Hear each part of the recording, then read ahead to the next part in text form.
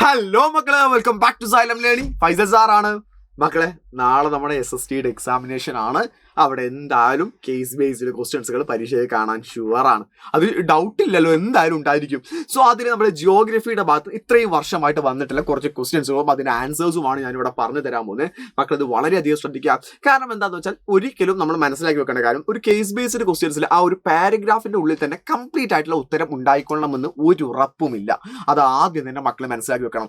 So അതുകൊണ്ട് ആ ഒരു പാരഗ്രാഫ് ഏത് ഏരിയയിൽ നിന്നാണെന്നുള്ളത് നമ്മൾ ആദ്യം തന്നെ ഫൈൻഡ് ഔട്ട് ചെയ്ത് വെച്ചാൽ മാത്രമേ നമുക്ക് അതിന് ഉത്തരം കറക്റ്റായിട്ട് മാർക്ക് ചെയ്യാൻ പറ്റുള്ളൂ. സോ അതുകൊണ്ട് ഞാൻ എന്ത് ചെയ്യാം, ഫസ്റ്റ് ക്വസ്റ്റ്യനിലേക്ക് പോകാം. നമ്മൾ 2024 എന്ത് ചെയ്യാണ് ബോർഡ് എക്സാമിന് ക്വസ്റ്റ്യൻ ചോദിച്ചിട്ടുള്ളായിരുന്നു. ഇവിടെ ഒരു പാസേജ് തന്നിട്ടുണ്ട്. നമ്മൾ ഏത് ഏരിയയുടെ പാസേജ് ആണെന്ന് ഇവിടെ തന്നെ ഉണ്ട്. കൺസർവേഷൻ ഓഫ് റിസോഴ്സ് എന്ന് വെച്ചാൽ റിസോഴ്സ് കൺസർവേഷന്റെ ഭാഗത്തുള്ള ചാപ്റ്ററിൽ ആ ഒരു ഭാഗത്ത് നിന്നുള്ള ക്വസ്റ്റ്യൻസ് ആണ് ഇവിടെ നമുക്ക് തന്നിട്ടുള്ളത്. നമ്മുടെ ക്ലബ് ഓഫ് റോമിൽ വെച്ചിട്ട് നമ്മൾ ഇന്റർനാഷണൽ എഫേർട്സുകൾ പഠിച്ചിട്ടുണ്ടായിരുന്നല്ലോ. ആ ഇന്റർനാഷണൽ എഫേർട്ട് നമ്മൾ എന്ത് ചെയ്യുന്നു, സസ്റ്റൈനബിൾ ഡെവലപ്മെന്റിനെ കുറിച്ചിട്ടും അതുപോലെ തന്നെ ബെർണാഡ് കമ്മീഷനെ കുറിച്ചിട്ടും ഒക്കെയാണ് എന്ത് ചെയ്യുന്നത് ഇതിൽ പറയുന്നത്. ഞാനത് മുഴുവനായിട്ട് എന്ത് ചെയ്യുന്നില്ല, വായിക്കുന്നില്ല. കാരണം വായിക്കാൻ നിൽക്കുകയാണെന്നുണ്ടെങ്കിൽ നമ്മൾ എല്ലാ കേസ് ബേസ്ഡ് ക്വസ്റ്റ്യൻസുകളും നമുക്ക് പറയാൻ പറ്റില്ല. മക്കൾ ജസ്റ്റ് എന്ത് ചെയ്യുക, ഒന്ന് പൗഷ് അടിക്കുക. പൗഷ് അടിച്ചിട്ട് എന്ത് ജസ്റ്റ് ഒന്ന് വായിച്ചു നോക്കാം. ഇത് നമുക്ക് അതിന്റെ ക്വസ്റ്റ്യൻസിന്റെയും ആൻസേഴ്സുകളിലേക്ക് നോക്കാം. ഫസ്റ്റ് ക്വസ്റ്റ്യൻ ഭയങ്കര സിമ്പിൾ ആയിട്ടുള്ള ചോദ്യമാണ്. Explain the meaning of sustainable development. Sustainable development meaning എന്താണ് നമ്മളോട് ചോദിച്ചിട്ടുള്ളത്. മക്കൾ ഇതിൽ രസകരമായ കാര്യം എന്താ അറിയോ, സസ്റ്റൈനബിൾ ഡെവലപ്മെന്റ് മീനിങ് ഇതിൽ പറഞ്ഞിട്ടില്ല എന്നുള്ളത് തന്നെയാണ്. ഇവിടെ പറയുന്നുണ്ട് sustainable development and the advocate it's mean that resource conservation എന്ന് പറയുന്ന ഒരൊറ്റ വേർഡ് മാത്രമേ ഇവിടെ പറയുന്നുള്ളൂ. ബട്ട് അത് മാത്രം നമ്മൾ പറഞ്ഞാൽ പോരെ. ഉത്തരത്തിലേക്ക് നോക്കുന്ന സമയത്ത് sustainable development means development that meets the needs of the present generation. എന്ന് വെച്ചാൽ പ്രസന്റ് ജനറേഷന്റെ നീഡ്സിനെ എല്ലാം സാറ്റിസ്ഫൈ ചെയ്യണം without compromising the ability of the future generation. Future ജനറേഷന്റെ എബിലിറ്റിയെ അല്ല അവരുടെ നീഡ്സിനെ കോംപ്രമൈസ് ചെയ്യാത്ത രീതിയിൽ നമ്മുടെ പ്രസന്റ് ജനറേഷന്റെ നീഡ്സിനെ സാറ്റിസ്ഫൈ ചെയ്യുന്നതിന് വിളിക്കുന്ന പേരാണ് സസ്റ്റൈനബിൾ ഡെവലപ്മെന്റ് എന്ന് പറയുന്നത്. That was the definition of sustainable development. Sustainable development എന്ന് പറയുന്നതിന്റെ ഡെഫിനിഷൻ തന്നെയാണ് അത് പറയുന്നത്. സോ മക്കൾ ആ ഒരു ഭാഗം കൃത്യമായിട്ട് മക്കൾ പഠിച്ചു വെക്കണം. സസ്റ്റൈനബിൾ ഡെവലപ്മെന്റ് ഒരു ഡെഫിനിഷന്റെ ഭാഗം തന്നെയാണ് പരീക്ഷയ്ക്ക് നീ ക്വസ്റ്റ്യൻ ചോദിക്കാൻ സാധ്യതയുള്ളത്. നന്നായിട്ട് മക്കൾ നീ പഠിച്ചിട്ട് തന്നെ പോകണം. എന്നാൽ അടുത്ത ചോദ്യത്തിലേക്ക് നമ്മൾ പോകുന്നു. അടുത്ത ചോദ്യം എന്ന് പറയുന്നതാണ്, in which international conference was agenda 21 accepted. Agenda 21 ഏത് ഇന്റർനാഷണൽ കോൺഫറൻസിലാണ് ആക്ച്വലി അക്സെപ്റ്റ് ചെയ്തിട്ടുള്ളത്? അജണ്ട 21 അക്സെപ്റ്റ് ചെയ്ത് ഏതിലാണ് മക്കളെ? ദ എർത്ത് സമ്മിറ്റിലാണ്. Global earth summit. നമ്മൾ എന്ത് ചെയ്യാണ്, ഗ്ലോബൽ എർത്ത് സമ്മിറ്റിനെ കുറിച്ചിട്ട് ഇവിടെ പറയുന്നുണ്ട്. ആക്ച്വലി റിയോ ഡി ജനീരോയിൽ വെച്ചിട്ട് നടന്നിട്ടുള്ള ഗ്ലോബൽ എർത്ത് സമ്മിറ്റ് ആണ് ആക്ച്വലി എന്ത് ചെയ്യുന്നത്, നമ്മുടെ ഈ ഒരു അജണ്ട 21 വരുന്നത്. Explain any 2 outcomes of this submit. ഈ സബ്മിറ്റിന്റെ ഏതെങ്കിലും 2 ഔട്ട്കംസുകൾ ഏതൊക്കെ എഴുതുക എന്നുള്ളതാണ്.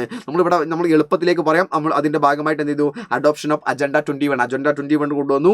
ഗ്ലോബൽ കോർപ്പറേഷൻ ഫോർ ദ എൻവയോൺമെന്റൽ പ്രൊട്ടക്ഷൻ. എൻവയോൺമെന്റ് പ്രൊട്ടക്ഷന് വേണ്ടിയിട്ട് ഗ്ലോബൽ ലെവലിൽ കോർപ്പറേഷനുകൾ കൊണ്ടുവരണം എന്നുള്ള ഒരു ഐഡിയോളജിയും വരുന്നത് ഇതിന്റെ ഭാഗമായിട്ട് തന്നെയാണ്, സബ്മിറ്റിന്റെ ഭാഗമായിട്ടാണ്. സോ ഇതാണ് നമ്മുടെ 2024 വന്നിട്ട് കേസ് ബേസ്ഡ് ക്വസ്റ്റ്യൻ എന്ന് പറഞ്ഞാൽ. എന്നാൽ അടുത്തൊരു ക്വസ്റ്റ്യൻ നോക്കാം. 24 തന്നെ മറ്റൊരു ഏരിയയിൽ വന്നിട്ടുള്ള ക്വസ്റ്റ്യൻ ആണ്. ഇവിടെ നമ്മളോട് പറയുന്നത് പ്രൊജക്ട് ടൈഗറിനെ കുറിച്ചിട്ടാണ് ഇവിടെ പറയുന്നത്. നമ്മൾ പ്രൊജക്ട് ടൈഗറിന് ഒരു ഡീറ്റെയിലിംഗ് പറഞ്ഞിട്ടല്ലോ, നമ്മുടെ ഒരു പാരഗ്രാഫ് ഉണ്ടല്ലോ നമ്മുടെ ടെക്സ്റ്റ് ബുക്കിൽ. എക്സാക്ട്ലി ആ ഒരു പാരഗ്രാഫ് തന്നെയാണ് പറയുന്നത്. 1973 എന്ത് ചെയ്യുന്നത് ഈ ഒരു ഡീറ്റെയിൽ ഈ കാര്യങ്ങളെല്ലാം വരുന്നത്. പ്രൊജക്ട് ടൈഗർ കൊണ്ടുവന്നത് 1973 55,000 ടൈഗേഴ്സ് ഉണ്ടായിരുന്ന 12 into the 1827 എന്ന് പറയുന്ന കൗണ്ടിലേക്ക് കുറഞ്ഞു 20th സെഞ്ചുറിയിൽ. അതോടുകൂടെ ടൈഗർ പോപ്പുലേഷന് നമ്മൾ ഡിക്ലൈൻ്റെ റീസൺസുകൾ കാര്യങ്ങളെ കുറിച്ചിട്ട് എല്ലാം തന്നെ നമ്മൾ പഠിച്ചു. എന്തുകൊണ്ടാണ് ടൈഗർ പോപ്പുലേഷൻ കുറഞ്ഞുകൊണ്ടിരിക്കുന്നത്, ടൈഗർ ഫേസ് ത്രെട്ടുകൾ ഏതൊക്കെയാണ്, ആ കാര്യങ്ങളാണ് ഇവിടെ പറയുന്നത്. ഞാൻ മുഴുവനായിട്ട് വായിക്കാൻ നിൽക്കുന്നില്ല. നേരത്തെ പറഞ്ഞ പോലെ ജസ്റ്റ് എന്ത് ചെയ്യുക, പൗഷ് ചെയ്യുക, മക്കളൊന്ന് വായിച്ചു നോക്കുക. ക്വസ്റ്റ്യൻ നോക്കുന്നു. Why was the Project Tiger consider as a significant step of tiger conservation. Tiger കൺസർവേഷന് എന്തുകൊണ്ടാണ് പ്രൊജക്ട് ടൈഗർ ഇത്രത്തോളം സിഗ്നിഫിക്കൻസ്, ഇത്രത്തോളം ഇമ്പോർട്ടൻസ് ഉള്ളത് ചോദിക്കുകയാണെന്നുണ്ടെങ്കിൽ, it aim to the save indigenous tiger species to preserve their natural habitat. Tiger പോപ്പുലേഷനെ protect ചെയ്യണം, അല്ലെങ്കിൽ ടൈഗറിനെ protect ചെയ്യണം എന്ന് പറയുന്ന ഒരു എയിമാണ് പ്രൊജക്ട് ടൈഗറിന്റെ ഭാഗമായിട്ട് വരുന്നത്. അത് തന്നെയാണ് അതിന്റെ സിഗ്നിഫിക്കൻസ് എന്ന് പറയുന്നത്. Then the second question, what role did India play the global tiger population? Global tiger populationലെ ഇന്ത്യയുടെ റോൾ എത്രത്തോളം ഉണ്ടെന്നുള്ളതാണ്. India provide the habitat for nearly 2/3 of world tiger population. World tiger പോപ്പുലേഷന്റെ 2/3 ഭാഗവും ആക്ച്വലി ഇന്ത്യയുടെ ഭാഗമാണ് വരുന്നത്. സോ അതുകൊണ്ടാണ് ഇന്ത്യക്ക് ടൈഗർ പോപ്പുലേഷനിൽ ഇത്രത്തോളം ഇമ്പോർട്ടൻസ് ഉള്ളത്, പ്രൊജക്ട് ടൈഗറിൽ ഇത്രത്തോളം ഇമ്പോർട്ടൻസ് ഉള്ളത്. അടുത്ത ക്വസ്റ്റ്യൻ ഇതാണ്, മെൻഷൻ എനി 2 മേജർ ത്രെഡ്സ്. ഇവിടെ ഒരുപാട് ത്രെഡ്സുകൾ നമ്മൾ എന്ത് ചെയ്യാണ് ഈ ഒരു ക്വസ്റ്റ്യൻ പേപ്പർ തന്നെ ഇവിടെ കൊടുത്തിട്ടുണ്ട്. ജസ്റ്റ് ഞാനിത് ഇവിടെ കാണിച്ചു തരാം. നമ്മൾ ഇവിടെ പറയുന്നത് the trade the growing human population നമ്മളിത് ഇവിടെ തന്നെ പറയുന്നുണ്ട്, such as the poaching for the trade, shrinking the habitat, depletion of the prey ബേഷ്യസ് സ്പീഷീസ്, അങ്ങനെ എന്താണ് ഒരുപാട് പോയിന്റ്സുകൾ കൊടുത്തിട്ടുണ്ട്. ഞാൻ ജസ്റ്റ് എന്ത് ചെയ്യാം ഇതിനെ വായിച്ചു തരാം, എന്നാൽ മാത്രമേ വായിക്കാൻ കിട്ടുള്ളൂ മക്കൾക്ക്. ഇവിടുന്ന് അങ്ങോട്ടുള്ള പോയിന്റ്സുകൾ എല്ലാത്തെ നമുക്ക് ആക്ച്വലി ഇവിടുന്ന് അങ്ങോട്ടുള്ള എല്ലാ പോയിന്റ്സുകളും നമുക്ക് എന്ത് ചെയ്യാൻ പറ്റും, എഴുതി വെക്കാൻ പറ്റും. ഏകദേശം ഇവിടെ വരെ നമുക്ക് പറയാൻ പറ്റും. അതിൽ ഏതെങ്കിലും ഒരു 2 നമ്മളോട് ചോദിച്ചിട്ടുള്ളത്. 2 ചോദിക്കുന്ന സമയത്ത് ഒന്ന് പോച്ചിങ് ഫോർ ദ ട്രേഡ് ആണ്, രണ്ടാമത്തെ shrinking the habitat due to the human activities, അതുപോലെ തന്നെ എന്താണ് പ്രേ ബേഷ്യസ് സ്പീഷീസ് അവരുടെ ഫുഡ് സോഴ്സുകൾ ഇല്ലാതാവുന്നു. അങ്ങനെയുള്ള ഒരുപാട് റീസൺസുകൾ നമുക്ക് എന്ത് ചെയ്യാൻ പറ്റും, ഇതിൽ എഴുതി വെക്കാൻ പറ്റും. അപ്പോൾ അതാണ് നമ്മളോട് ഇവിടെ ചോദിച്ചിട്ടുള്ളത് എന്ന് പറയുന്നത്. എന്നാൽ 2025 വന്നിട്ടുള്ള നമ്മൾ 25 ക്വസ്റ്റ്യൻ പേപ്പർ വന്നിട്ടുള്ള ഒരു ഏരിയ ആണിത്.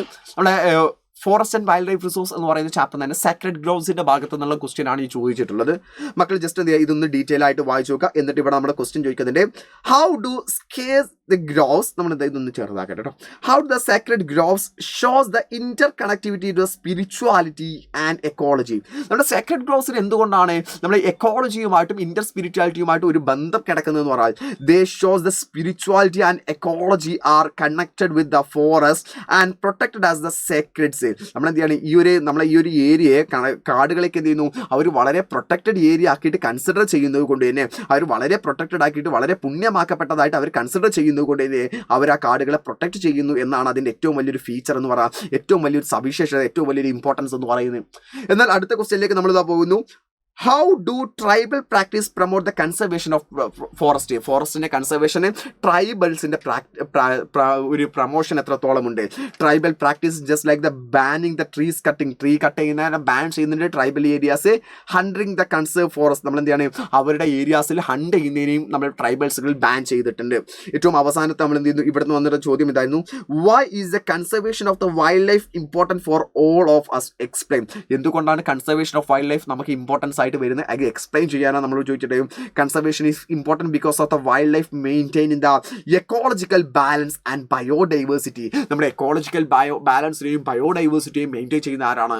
നമ്മുടെ ഈ ഒരു വൈൽഡ് ലൈഫുകളാണ്. സോ ഇങ്ങനെയുള്ള ചോദ്യങ്ങളായിരിക്കും മക്കളെ നമ്മുടെ കേസ് ബേസ്ഡ് ആയിട്ട് വരിക. അപ്പോൾ കേസ് ബേസ്ഡ് വരുന്ന സമയത്ത് ഞാൻ ഇനിയും ഒരുപാട് ചോദ്യങ്ങൾ ഇവിടെ ആഡ് ചെയ്ത് വെച്ചിട്ടുണ്ട്. ബട്ട് ഓരോന്നുമായിട്ട് പറയുന്ന സമയത്ത് ഒരുപാട് സമയം നമുക്ക് ആക്ച്വലി എടുക്കുമെന്നുള്ളത് കൊണ്ടാണ്. കൂടാതെ അതിനിടയിൽ ഒരു കാര്യം കൂടെ മക്കളോട് ഞാൻ സൂചിപ്പിക്കാം. മക്കളെ നിങ്ങൾ ഏറ്റവും കൂടുതൽ ശ്രദ്ധിക്കേണ്ടതാണ്, നമ്മൾ 10th കഴിഞ്ഞ് ഇനി നമ്മൾ +1 പോകാണ്. +1 പോകുന്ന സമയത്ത് നിങ്ങൾക്ക് അസ്ട്ര ബാച്ചിൽ ഉണ്ടായിരുന്ന അതേപോലെ അല്ലെങ്കിൽ അതിലൊന്നും കൂടെ അപ്പുറമായിട്ട് നമ്മൾ സപ്പോർട്ട് തരുന്ന ഒരു ബാച്ചാണ് നമ്മുടെ അഗ്നി ബാച്ച് എന്ന് പറയുന്നത്.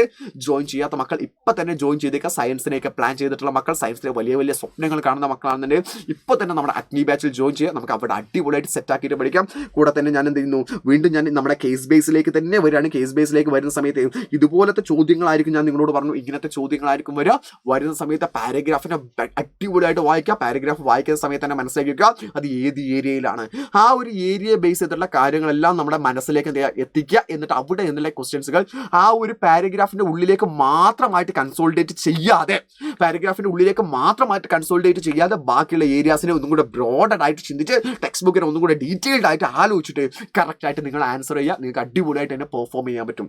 കൂടാതെ തന്നെ ഒരു കാര്യം കൂടെ മക്കളെ, നമ്മുടെ മാരത്തോണിൽ എല്ലാവരും ഉണ്ടാവുക. മാരത്തോൺ നമുക്ക് സെറ്റാക്കിയിട്ട് അവിടെ പഠിക്കാം. ഇതിന്റെ ബാക്കിയുള്ള കാര്യങ്ങളൊക്കെ അവിടെ ഡിസ്കസ് ചെയ്യാം. So tata, bye bye, see you all.